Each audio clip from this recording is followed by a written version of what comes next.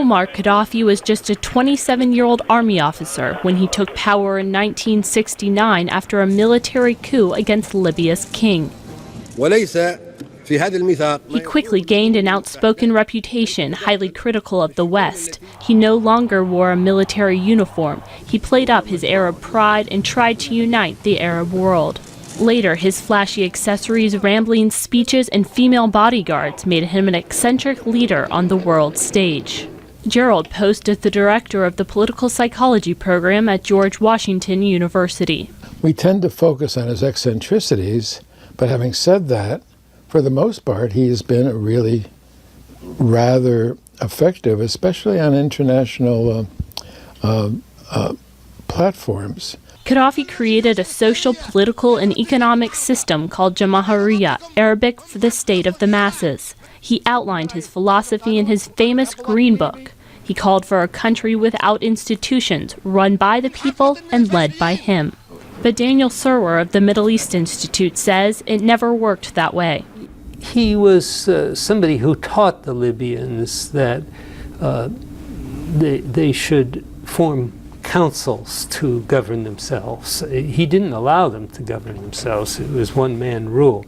Surwer says Libya's oil and gas wealth gave Gadhafi influence at home and abroad. He stashed away the riches for himself and his closest allies. He also became a symbol of unity of Libya, which had been kind of cobbled together from different pieces. Ties to terrorism tarnished Gadhafi's international image. The U.S. blamed him for a German nightclub bombing in 1986 that killed 2 U.S. servicemen. In 2003, Gadhafi took steps to reconcile with the West. He admitted responsibility for the 1988 bombing of Pan Am Flight 103 that killed 270 people in Lockerbie, Scotland. He also renounced weapons of mass destruction and terrorism. In turn, the U.S. removed components of Libya's nuclear program from the country, dropped sanctions, and restored diplomatic ties. But at home earlier this year, thousands of Libyans rebelled against Gadhafi's authoritarian rule. They joined the Arab Spring and demanded he step down. He responded with a violent crackdown. Soon, much of the world was against him, too. The United Nations issued sanctions. NATO launched airstrikes, but Gadhafi refused to leave.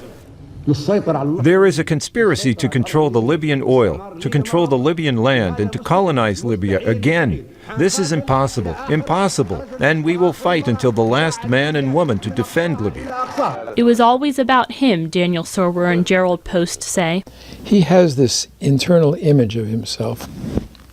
Perhaps another way of saying this is that his major audience is the mirror on his wall. And he's saying, mirror, mirror on the wall, who's the greatest Pan-African Muslim third world leader of them all. And he finds ways of reassuring himself that the audience, the answer keeps coming back, you are Moammar.